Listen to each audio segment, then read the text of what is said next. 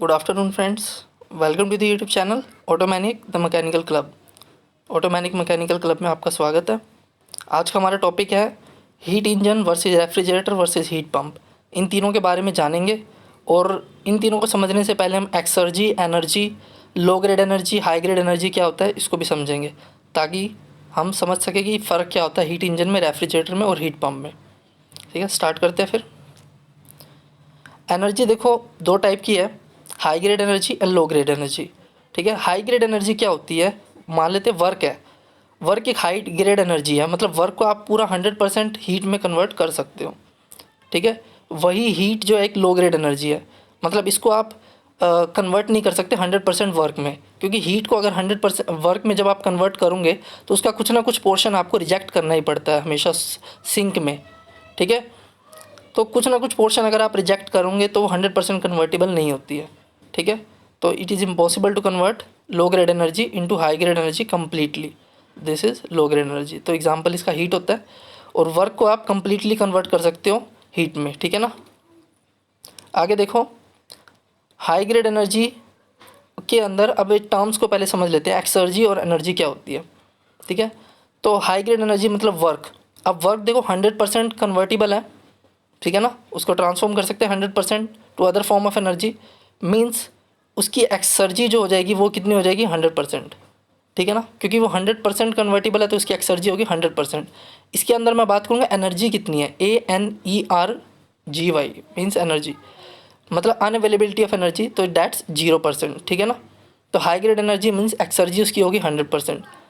लो grade energy की अगर मैं बात करूँ एक्सर्जी और एनर्जी की, तो एक्सर्जी उसकी क्या हो गई, जितनी भी अवेलेबल एनर्जी, जितना हम ट्रांसफॉर्म कर लेंगे हीट को वर्क में, वो उसकी हो गई एक्सर्जी।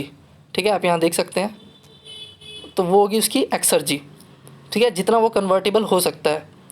और उसकी एनर्जी क्या हो जाएगी, जितना वो अनअवेलेबल एनर्जी है जो हमारा सिंक में रिजेक्ट हो जाएगा, हीट जितनी भी रिजेक्ट हो जाएगी वो उसकी एनर्जी होगी। ठीक है, तो ये एक्सर्जी और एनर्जी, इनको फ़र्क इनका समझ के रखना है, हाई ग्रेड एनर्जी, लो ग्रेड एनर्जी।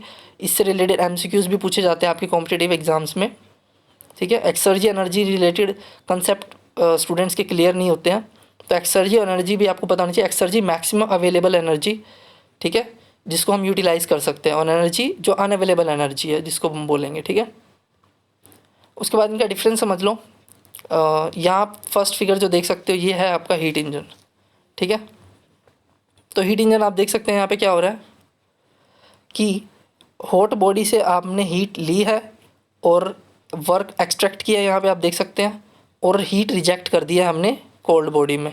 ठीक है, तो ये है heat engine, means work provide करता है आपको और कुछ नहीं है। ठीक है ना, आपका इंजन हो गया गाड़ी का। ठीक है ना, डेट्स ठीक है ना, तो हीट रिजेक्ट करेगा ही करेगा हीट इंजन। ठीक है ना, ठीक है, Q2 हीट लेके चला था और Q1 इसने रिजेक्ट कर दी।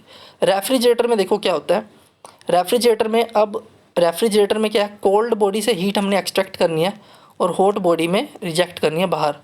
ठीक है ना, तो ऐसा क्या पॉसिबल है कि हीट आपका लो टेम्परेचर से हाई टेम्परेचर की तरफ ऑटोमेटिक फ्लो करेगा, नहीं पॉसिबल। उसके लिए हमें कोई वर्क देना पड़ेगा, तो हम ये वर्क दे रहे हैं, इसको इनपुट दिया हमने, वर्क डन जो हम करेंगे कंप्रेसर के थ्रू। ठीक है ना, इलेक्ट्रिसिटी हम प्रोवाइड करते हैं, कंप्रेसर वर्क करता है, तो हमने वर्क डन प्रोवाइड किया। ठीक है, अब ये जो वर्क डन हमने प्रोवाइड किया है ये Q1 के साइड ऐड अप हो जाएगा, जो हीट रिजेक्ट हो रही है आपकी, और टोटल जो है आपकी कितनी रिजेक्ट हो गई, Q2 रिजेक्ट हो गई। ठीक है, इसमें देखो हम जब एफिशिएंसी निकालेंगे हीट इंजन की, अगर एफिशिएंसी की बात करें तो क्या होगा, work done divide by heat supplied. ठीक है ना, WE बाय में Q2, यही होगा हीट इंजन की एफिशिएंसी। रेफ्रिजरेटर और हीट पंप में COP होती है, कोफिशिएंट ऑफ परफॉर्मेंस। इसका मतलब है अगर रेफ्रिजरेटर की मैं COP की बात करूँगा तो क्या होगा कि कितनी इसने हीट एक्सट्रैक्ट करी है, कितनी हीट एक्सट्रैक्ट करी है डिवाइड बाय वर्क डन हमने कितना किया है। ठीक है ना, तो इसकी COP का फॉर्मूला होता है heat extracted divide by work done, तो ये बन जाएगा Q1 डिवाइड बाय WR। ठीक है ना, तो कितनी हीट एक्सट्रैक्ट करें, क्योंकि हमारे लिए कोल्ड बॉडी मैटर करती है रेफ्रिजरेशन में।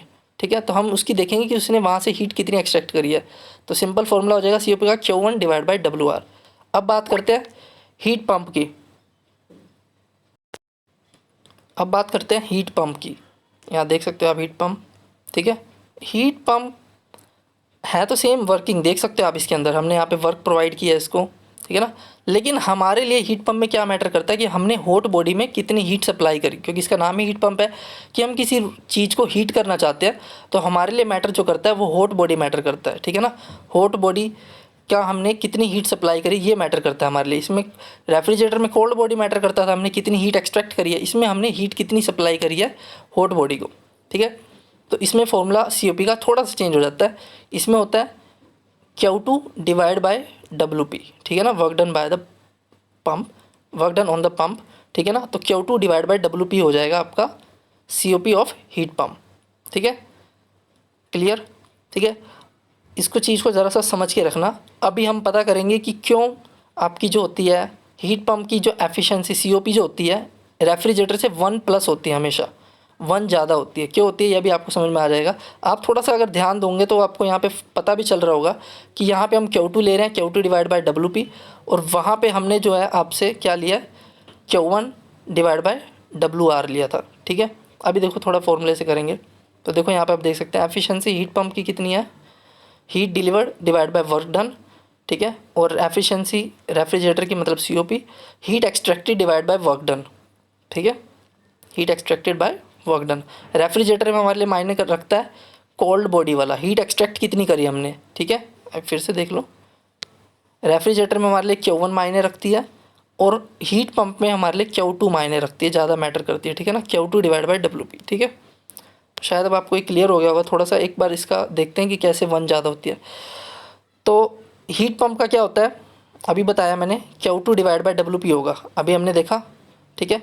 अब COP ऑफ हीट पंप को मैं ऐसे लिख सकता हूँ Q2, WP को क्या मैं ऐसे लिख सकता हूँ, WP को Q2 माइनस Q1, आप देख सकते हो WP को मैं Q2 माइनस Q1 लिख सकता हूँ, Q2 माइनस Q1 लिख सकता हूँ, देख लो अब ध्यान से, ठीक है, ठीक है। तो मैंने यहाँ पे लिख दिया COP ऑफ HP, यहाँ पे आप फर्स्ट लाइन देखो, COP of HP is equal to, ठीक है, Q2 divide by Q2 minus Q1 हो गया। उसके बाद COP ऑफ HP, अब देखो Q2 को मैं और क्या लिख सकता हूँ, ऊपर जो Q2 लिखा हुआ है ये, इसको मैं क्या लिख सकता हूँ, इसको देखो मैं क्या लिख सकता हूँ, Q2 को रेफ्रिजरेटर वाले कंसेप्ट से देखो, Q2 को मैं क्या ये लिख सकता हूँ Q1 प्लस WR, Q2 को देखो ध्यान से, क्योंकि Q2 सप्लाइड हो रही है, Q1 प्लस WR लिख सकता हूँ, ये दोनों इधर से एडिशन आ रहा है तो ये मिला के दोनों Q2 हो जाएगा, ठीक है। तो देखो इसके अंदर मैं क्या करूँगा, ये देखो Q2 को मैंने क्या लिख दिया, Q1 प्लस WR लिख दिया, ठीक है, हो गया। अब क्या करते हैं, आपको पता है कि अलग अलग लिख लेते हैं, नीचे लिख लेते हैं, आपको पता है डिवाइड दोनों के नीचे आ जाएगा, तो Q1 के नीचे Q2 माइनस Q1 आ गया, ये तो मैथमेटिकल ऑपरेशन है सिंपल, Q1 बाय में Q2 माइनस Q1 और WR के नीचे भी सेम आ गया, ठीक है ना, ठीक है, ओके। अब क्या कर सकते हैं, फिर WR को मैं क्या लिख सकता हूँ, Q2 माइनस Q1 लिख सकता हूँ, देखो ध्यान से, इसमें WR को अब मैं Q2 माइनस Q1 लिख सकता हूँ, इसमें अगर आप देखोगे तो, ठीक है। तो WR को मैंने क्या लिख दिया, Q2 माइनस Q1 लिख दिया, यहाँ पे देखो WR की जगह मैंने लिख दिया Q2 माइनस Q1, ठीक है। अब Q2 minus Q1 divide by Q2 minus Q1, ये कैंसिल आउट हो जाएगा, 1 आ जाएगा, ठीक है। और ये बच गया Q1 divide by Q2 minus Q1, और ये Q1 divide by Q2 minus Q1 क्या है आपका, ध्यान से देखो, ये सिंपल मैथमेटिकल कैलकुलेशन है, एक बार देखोगे ध्यान से समझ में आ जाएगा, ठीक है। Q1 divide by Q2 minus Q1 क्या है आपका, COP of refrigerator, Q1 divide by WR था ना हमारा COP, Q1 divide by WR हमारी COP था, Q1 divide by Q2 minus Q1 भी लिख सकते हैं, WR की जगह मैं Q2 माइनस Q1 भी लिख सकता हूँ, ठीक है। तो यहाँ पे क्या आ जाएगा, COP of HP is equal to COP of R plus 1 हो जाएगा, ठीक है ना। ध्यान से देखो, सिंपल सी कैलकुलेशन है और कुछ नहीं है, ठीक है, अगर आप ध्यान से देख पा रहे हो तो, ठीक है। तो इसलिए हीट पंप की एफिशिएंसी हमेशा रेफ्रिजरेटर की COP से मतलब ज़्यादा होती है, ठीक है। तो ये आपको हमेशा ध्यान रखना है, ये SSC JEE में भी कई बार क्वेश्चन पूछा गया है कि हीट पंप, एंड वो ऑप्शन दे देगा आपको 4, और उसमें पूछेगा आपसे कि हीट पंप की जो एफिशिएंसी होती है क्या उसके रेफ्रिजरेटर के इक्वल होती है COP, क्या COP उससे -1 होती है, क्या COP उसके +1 होती है। तो आप इस तरह से क्वेश्चन आ जाता है। तो ये तो आपको मैंने प्रूफ बता दिया ताकि आपको थोड़ा याद रहे माइंड में, ठीक है। और एक तो ये भी चीज़ याद रखना कि इनकी वर्किंग कैसे होती है। इससे रिलेटेड आने वाले वीडियोस में मैं न्यूमेरिकल्स बताऊंगा आपको कुछ जो इम्पोर्टेंट है कि हीट कैसे रिजेक्शन होता है, इनके रिलेटेड कुछ न्यूमेरिकल्स होते हैं, वो भी कवर करेंगे। ठीक है।